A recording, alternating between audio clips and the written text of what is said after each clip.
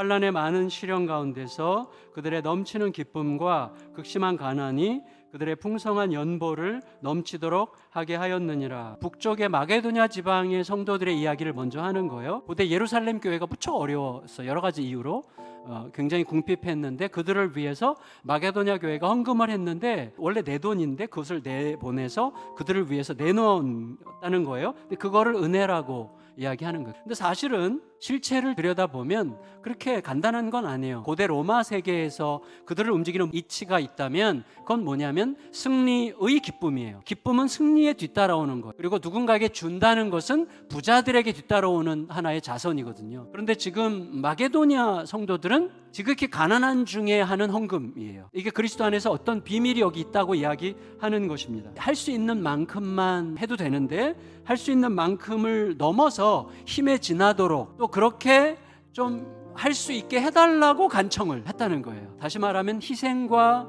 헌신을 특권으로 생각하는 이상한 변화가 그들 안에 생겨났다는 것입니다. 우리가 바라던 것뿐 아니라 그들이 먼저 자신을 주께 드리고 또 하나님의 뜻을 따라 우리에게 주었도다. 무슨 말이죠?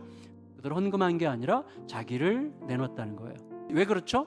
예수님을 받았으니까. 예수님이 먼저 자기 자신을 우리에게 주셨기 때문에 그것에 대한 대답으로 자기들도 자기를 내준 것의 하나의 표현이 헌금이었지 헌금을 드렸다 이게 아니라는 말이죠. 바울의 사상이 뭐냐면 물질은 물질이지만 물질만이 아니다라는 거죠. 헌금을 하나님 나라의 선포로 이해했어요. 그러니까 우리가 여러 가지에 의해서 움직일 수 있지만 나에게 주신 것이 진짜라는 것을 깨달은 사랑과 그 감사가 나를 움직이는 가장 큰 힘이 되게 할 때만 할 수 있는 일을 하게 되는 것이죠. 그렇지만 어렵죠.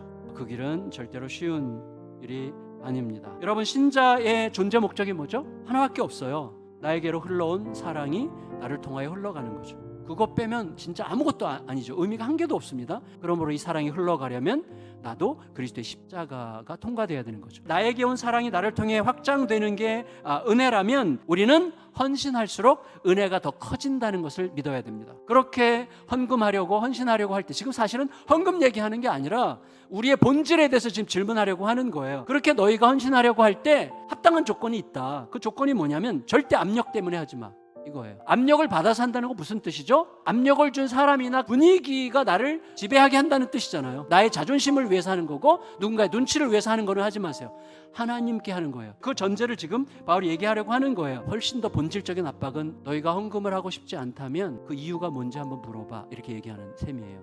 너희들이 그동안 고백해왔던 하나님으로부터 받은 사랑과 하나님을 향한 감사가 진짜였는지를 한번 입증해봐. 이렇게 얘기하는 거예요. 동시에 나는 진짜 할 수 없는 형편이야. 그런데도 자꾸 하라는 감동을 주실 때도 있어요. 그때는 무슨 말이죠?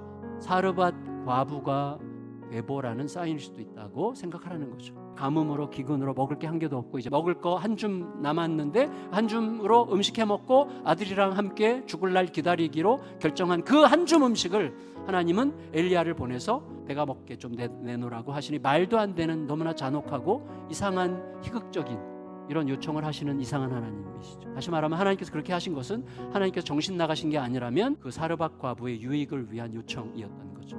그래서 뭐요? 날 위해서 당신의 목숨을 주신 하나님을 내가 제대로 기억할 수 있다면 지금 내 현실이라는 사실을 믿을 때만 할 수 있는 결단을 요청하시는 게 저는 이 헌금이라는 거예요. 하나님에 대한 신뢰를 우리에게 묻고 있는 거예요. 그래서 어떤 상황에서도 하나님과 나와의 관계가 최우선일 때만 우리는 살 수 있다는 거예요. 그래서 하나님의 뜻이라면 어떤 경우에도 얼마든지 양보해도 절대 죽지 않게 하신다는 사실을 믿는 게 중요하겠고 오히려 우리들은 무한하신 하나님의 크기와 하나님의 사랑의 은혜를 더 깊이 누리고 간직할 수 있게 될 거라는 사실을 꼭 기억하여 은혜를 누리며 흔적을 남기며 살아가게 되는 은혜가 임하시기를 예수님의 이름으로 축원합니다.